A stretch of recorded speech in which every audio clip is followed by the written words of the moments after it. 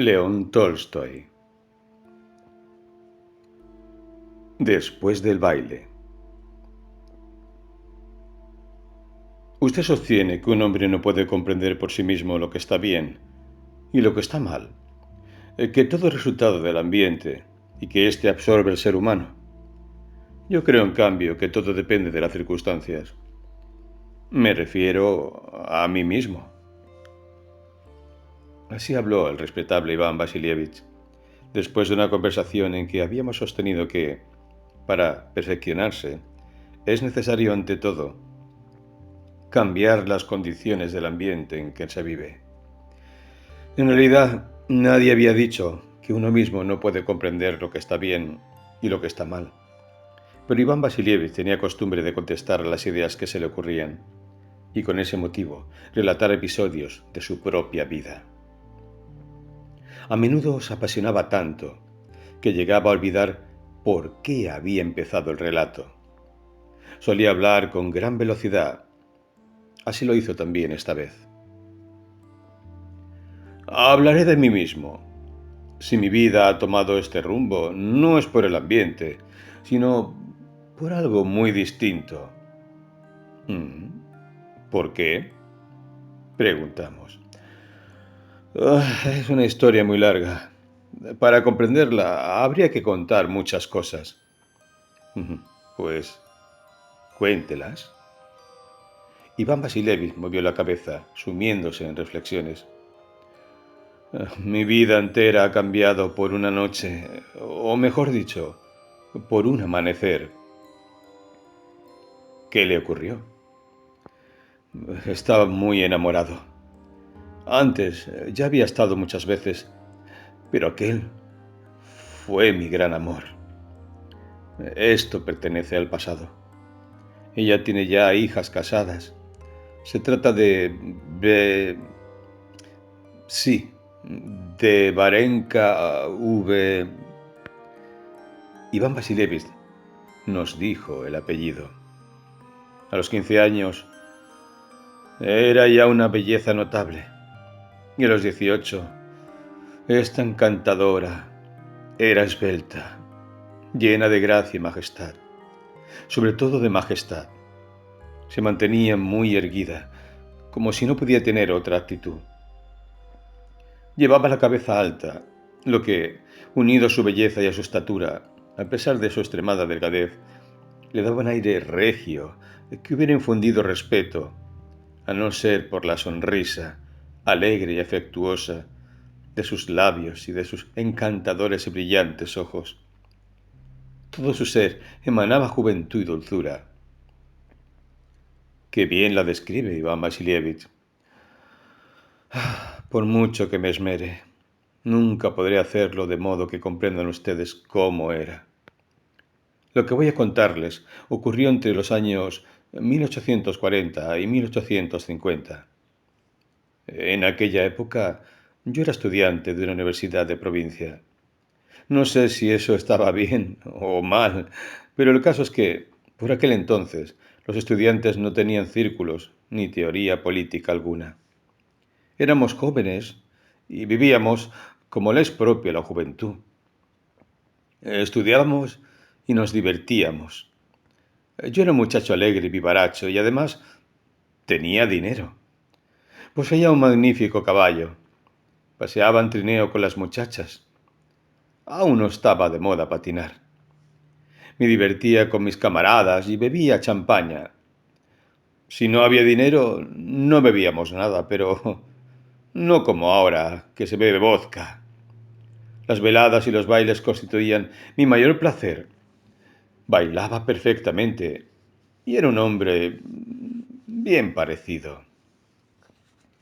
No se haga el modesto, lo interrumpió una dama que estaba entre nosotros. Hemos visto su fotografía de aquella época. No es que estuviera bastante bien. Era un hombre muy guapo. Bueno, como quiera, pero no se trata de eso. Por aquel entonces estaba muy enamorado de Varenka.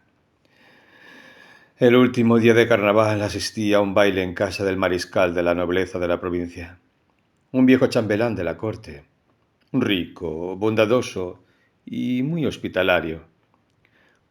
Su mujer, tan amable como él, recibió a los invitados luciendo una diadema de brillantes y un vestido de terciopelo que dejaba al descubierto su pecho y sus hombros, blancos y gruesos, que recordaban los retratos de la emperatriz Elisabetta Petrovna.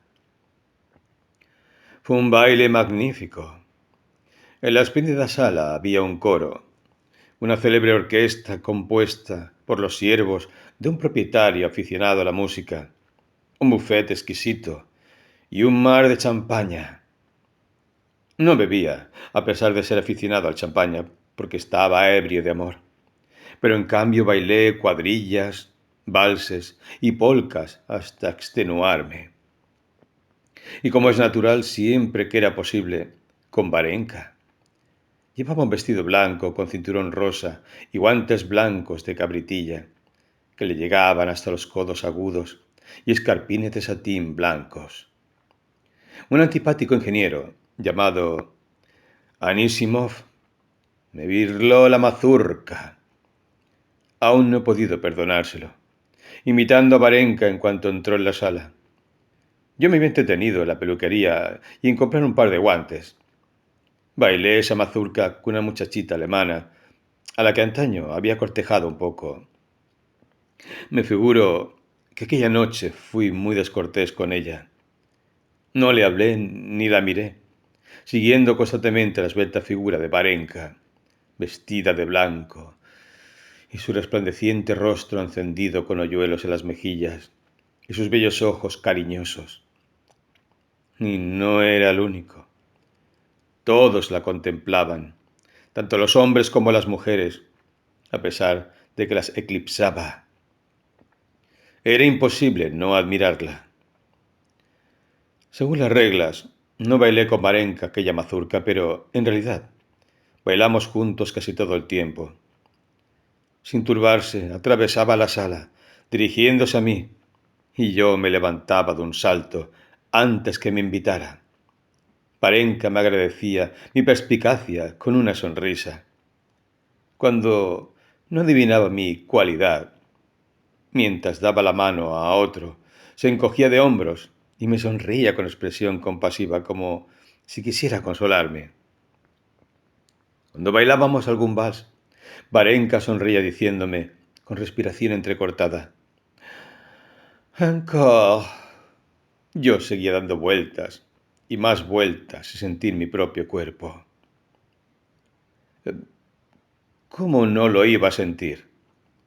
Supongo que, al enlazar el talle de Varenka, hasta sentiría el cuerpo de ella, dijo uno de los presentes. Súbitamente Iván Vasilievich enrojeció y exclamó, casi a voz en grito. Así son ustedes, los jóvenes de hoy día. No ven nada excepto el cuerpo. En nuestros tiempos era distinto. Cuanto más enamorado estaba, tanto más inmaterial era Varenka para mí. Ustedes solo ven los tobillos, las piernas y las otras cosas. Suelen desnudar a la mujer de la que están enamorados. En cambio, para mí, como decía Alfonso Carr, qué buen escritor era. El objeto de mi amor se me aparecía con vestiduras de bronce. En vez de desnudar a la mujer, tratábamos de cubrir su desnudez, lo mismo que el buen hijo de Noé. Ustedes no pueden comprender esto. No le haga caso. Siga usted, intervino uno de nosotros.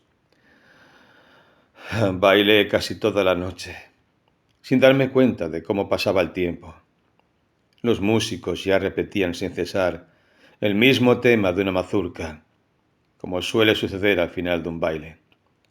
Los papás y las mamás que jugaban a las cartas en los salones se habían levantado ya, en la espera de la cena, y los lacayos pasaban, cada vez con mayor frecuencia llevando cosas. Eran más de las 2 de la madrugada. Era preciso aprovechar los últimos momentos. Volví a invitar a Varenka y bailamos por centésima vez.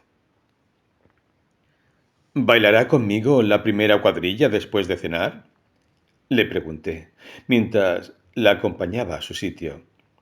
"Mm, desde luego, si mis padres no deciden irse enseguida", me replicó con una sonrisa. "No lo permitiré", exclamé. "Devuélvame el abanico", dijo Varenka. "Me da pena dárselo", contesté, tendiéndole su abanico blanco de poco valor. «Tenga, para que no le dé pena», exclamó Varenka, arrancando una pluma que me entregó. La cogí, pero únicamente pude expresarle mi agradecimiento y mi entusiasmo con una mirada.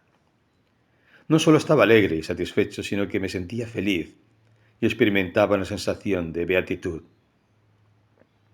En aquel momento yo no era yo, sino un ser que no pertenecía a la tierra, que desconocía el mal y solo era capaz de hacer el bien. Guardé la pluma en un guante y permanecí junto a Varenka sin fuerzas para alejarme. Fíjese, ¿quieren que baile papá?», me dijo señalando la alta figura de su padre, un coronel con charreteras plateadas, que se hallaba en la puerta de la sala con la dueña de la casa y otras damas. «Varenka, ven aquí», oímos decir aquella. Varenka se acercó a la puerta y yo la seguí. «Ma chère, convence a tu padre para que baile contigo. Ande, haga el favor, Piotr Vasilevich», añadió la dueña de la casa, dirigiéndose al coronel. El padre de Varenka era un hombre erguido, bien conservado, alto y apuesto, de mejillas sonrosadas. Llevaba el canoso bigote a lo Nicolás I y tenía las patillas blancas y el cabello de las sienes peinado hacia adelante. Una sonrisa alegre, igual que la de su hija, iluminaba tanto su boca como sus ojos. Estaba muy bien formado. Su pecho, en el que ostentaba algunas condecoraciones, y sus hombros eran anchos y sus piernas largas y delgadas. Era un representante de ese tipo de militar que ha producido la disciplina del emperador Nicolás. Cuando nos acercamos a la puerta, el coronel se negaba diciendo que había perdido la costumbre de bailar. Sin embargo, pasando la mano al costado izquierdo, desenvainó la espada que entregó a un joven servicial y poniéndose el guante en la mano derecha, en aquel momento dijo con una sonrisa: «Todo debe hacerse según las reglas». Tomó la mano de su hija, se volvió de medio lado y esperó para entrar al compás. A las primeras notas del aire de la mazurca, de un golpe con un pie, avanzó el otro y su alta figura giró en torno a la sala, ora despacio y en silencio, ora ruidosa e impetuosamente. Varenka giraba y tan pronto cortaba, tan pronto alargaba sus pasos para adaptarlos a los de su padre. Todos los asistentes seguían los movimientos de la pareja. En cuanto a mí, no solo los admiraba, sino que sentía un enternecimiento lleno de entusiasmo. Me gustaron sobre todo las botas del coronel, que no eran puntiagudas, como las de moda, sino antiguas, de punta cuadrada y sin tacones. Por lo visto, habían sido fabricadas por el zapatero del batallón, para poder vestir a su hija y hacerla alternar. Se conforma con unas botas de fabricación casera y no se compra las que están de moda, pensé, particularmente enternecido por aquellas puntas cuadradas. Sin duda, el coronel había bailado bien en sus tiempos, pero entonces era pesado y sus piernas no tenían bastante agilidad para los bellos y rápidos pasos que quería realizar. Sin embargo, dio 2 vueltas a la sala. Finalmente separó las piernas, volvió a juntarlas y, aunque con cierta dificultad, hincó una rodilla en tierra y Varenka pasó graciosamente junto a él con una sonrisa mientras se arreglaba el vestido que se le había enganchado. Entonces todos aplaudieron con entusiasmo. Haciendo un esfuerzo, el coronel se levantó y cogiendo delicadamente a su hija por las orejas, la besó en la frente y la acercó a mí, creyendo que me tocaba bailar con ella. Le dije que yo no era su pareja. Es igual. Baile con Varenka, replicó con una sonrisa llena de afecto, mientras colocaba la espada en la vaina. Lo mismo que el contenido de un frasco sale a borbotones después de haber caído la primera gota. Mi amor por Varenka parecía haber desencadenado la capacidad de amar, oculta en mi alma. En aquel momento mi amor abarcaba al mundo entero. Quería a la dueña de la casa con su diadema y su busto semejante al de la emperatriz Elizabeth, a su marido, a los invitados, a los lacayos e incluso al ingeniero Anisimov, que estaba resentido conmigo. Y el padre de Varenka, con sus botas y su sonrisa afectuosa parecida a la de ella, me provocaba un sentimiento lleno de ternura y entusiasmo. Terminó la mazurca. Los dueños de la casa invitaron a los presentes a cenar, pero el coronel B no aceptó, diciendo que tenía que madrugar al día siguiente. Me asusté, creyendo que se llevaría a Varenka, pero ésta se quedó con su madre. Después de cenar bailamos la cuadrilla que me había prometido. Me sentía infinitamente dichoso. Y, sin embargo, mi dicha aumentaba sin cesar. No hablamos de amor. No pregunté a Varenka ni pregunté a mí mismo si me amaba. Me bastaba quererla a ella. Lo único que temía era que algo echase a perder mi felicidad. Al volver a mi casa pensé acostarme, pero comprendí que era imposible. Tenía en la mano la pluma de su abanico y uno de sus guantes que me había dado al marcharse, cuando la ayudé a subir al coche tras su madre. Miraba estos objetos y sin cerrar los ojos veía a Varenka ante mí. Me la representaba en el momento en que, eligiéndome entre otros hombres, adivinaba mi cualidad, diciendo con su voz agradable: ¿El orgullo? ¿No es eso? Mientras me daba la mano con expresión alegre. O bien cuando se llevaba la copa de champaña a los labios y me miraba de reojo, con afecto. Pero sobre todo la veía bailando con su padre, con sus movimientos graciosos, mirando, orgullosa, satisfecha, a los espectadores que los admiraban, e involuntariamente los unía en aquel sentimiento tierno y delicado que me embargaba. Vivía solo con mi difunto hermano. No le gustaba la sociedad y no asistía a los bailes. Además, en aquella época preparaba su licenciatura y hacía una vida muy metódica. Estaba durmiendo. Contemplé su cabeza hundida en la almohada, casi cubierta con una manta de franela, y sentí pena, porque no conocería ni compartiría mi felicidad. Nuestro criado Petrovska, un siervo, me salió al encuentro con una vela y quiso ayudarme a los preparativos de la noche, pero lo despedí. Su cara adormilada y sus cabellos revueltos me emocionaron. Procurando no hacer ruido, me dirigí de puntillas a mi habitación, donde me senté en la cama. No podía dormir. Era demasiado feliz. Además, tenía calor en aquella habitación, también caldeada. Sin pensarlo más, me dirigí silenciosamente a la antesala, me puse el gabán y salí a la calle. El baile había terminado después de las 4 y ya habían transcurrido 2 horas, de manera que ya era de día. Hacía un tiempo típico de carnaval. Había niebla. La nieve se deshelaba por doquier y caían gotas de los tejados. Los B vivían entonces en un extremo de la ciudad, cerca de una gran plaza en la que a un lado había paseos y al otro un instituto de muchachas. Atravesé nuestra callejuela completamente desierta, desembocando en una gran calle, donde me encontré con algunos peatones y algunos trineos que transportaban leña.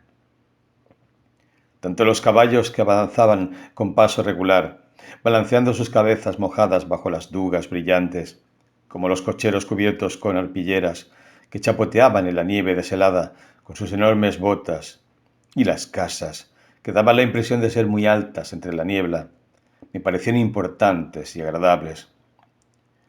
Cuando llegué a la plaza, al otro extremo, en dirección a los paseos, distinguí una gran masa negra y oí sones de una flauta y de un tambor. En mi fuero interno oía constantemente el tema de la mazurca, pero estos sones eran distintos. Se trataba de una música ruda y desagradable. ¿Qué es eso?, pensé, mientras me dirigía por el camino resbaladizo en dirección a aquellos sones. Cuando hube recorrido unos 100 pasos, vislumbré a través de la niebla muchas siluetas negras. Debían de ser soldados. Probablemente están haciendo la instrucción, me dije, acercándome a ellos en pos de un herrero con la pelliza y delantal mugrientos, que llevaba algo en la mano. Los soldados, con sus uniformes negros, formaban 2 filas, una frente a la otra, con los fusiles en descanso. Tras de ellos, el tambor y la flauta repetían sin cesar una melodía desagradable y chillona. ¿Qué hacen?, pregunté al herrero que estaba junto a mí. Están castigando a un tártaro por desertor, me contestó, con expresión de enojo, mientras fijaba la vista en un extremo de las filas. Miré en aquella dirección y vi algo horrible que se acercaba entre las 2 filas de soldados. Era un hombre con el torso desnudo, atado a los fusiles de 2 soldados que lo conducían. A su lado avanzaba un militar alto, con gorra y capote, que no me fue desconocido. Debatiéndose con todo el cuerpo, chapoteando en la nieve deshelada. La víctima venía hacia mí, bajo una lluvia de golpes que le caían encima por ambos lados. Tan pronto se echaba hacia atrás, y entonces los soldados le empujaban. Tan pronto hacia adelante, y entonces tiraban de él. El militar alto seguía, con sus andares firmes, sin rezagarse. Era el padre de Varenka, con sus mejillas sonrosadas y sus bigotes blancos. A cada vergajazo, el tártaro se volvía con expresión de dolor y de asombro hacia el lado de donde provenía, repitiendo unas palabras y enseñando sus dientes blancos. Cuando estuvo más cerca pude distinguirlas. Exclamaba sollozando: «Hermanos, tengan compasión. Hermanos, tengan compasión». Pero sus hermanos no se piadaban de él. Cuando la comitiva llegó a la altura en que me encontraba, un soldado que estaba frente a mí dio un paso con gran decisión, y blandiendo con energía el vergajo, que silbó, lo dejó caer sobre la espalda del tártaro. Este se echó hacia adelante, pero los soldados lo retuvieron y recibió un golpe igual desde el otro lado. De nuevo llovieron los vergajos, ora desde la derecha, ora desde la izquierda. El coronel seguía andando. A ratos miraba a la víctima. A ratos, bajo sus propios pies, aspiraba el aire y lo expelía, despacio, por encima de su labio inferior. Cuando hubieron pasado, vislumbré la espalda de la víctima entre la fila de soldados. La tenía magullada, húmeda y tan roja que me resistía a creer que pudiera ser la espalda de un hombre. «¡Oh, Dios mío!», pronunció el herrero. La comitiva se iba alejando. Los golpes seguían cayendo por ambos lados sobre aquel hombre, que se encogía y tropezaba. El tambor redoblaba lo mismo que antes y se oía el son de la flauta. Y lo mismo que antes, la apuesta figura del coronel avanzaba junto a la víctima. Pero de pronto se detuvo y, acercándose apresuradamente a uno de los soldados, exclamó: «¡Ya te enseñaré! ¿Aún no sabes azotar como es debido?». Vi cómo abofeteaba con su mano enguantada aquel soldado atemorizado, enclenque y bajito, porque no había dejado caer el vergajo con bastante fuerza sobre la espalda enrojecida del tártaro. —¡Que traigan vergajos nuevos! —ordenó. Al volverse, se fijó en mí y, fingiendo que no me había conocido, frunció el ceño con expresión severa e iracunda y me dio la espalda. Me sentí tan avergonzado, como si me hubiesen sorprendido haciendo algo reprensible. Sin saber dónde mirar, bajé la vista y me dirigí apresuradamente a casa. Durante el camino no cesaba de oír el redoble del tambor, el son de la flauta, las palabras de la víctima. «¡Hermanos, tengan compasión!» Y la voz irritada y firme del coronel gritando: «¿Aún no sabes azotar como es debido?» Una angustia casi física, que llegó a provocarme náuseas, me obligó a detenerme varias veces. Me parecía que iba a devolver todo el horror que me había producido aquel espectáculo. No recuerdo cómo llegué a casa ni cómo me acosté, pero en cuanto empecé a conciliar el sueño, volví a oír y a ver aquello y tuve que levantarme. El coronel debe de saber algo que yo ignoro, pensé. Si supiera lo que él sabe, podría comprender y no sufriría lo que acabo de ver. Pero, por más que reflexioné, no pude descifrar lo que sabía el coronel. Me quedé dormido por la noche, y solo después de haber estado en casa de un amigo, donde bebí hasta emborracharme. ¿Creen ustedes que entonces llegué a la conclusión de que había presenciado un acto reprensible? Nada de eso. Si esto se hace con tal seguridad, y todos admiten que es necesario, es que saben algo que yo ignoro, me decía, procurando averiguar lo que era.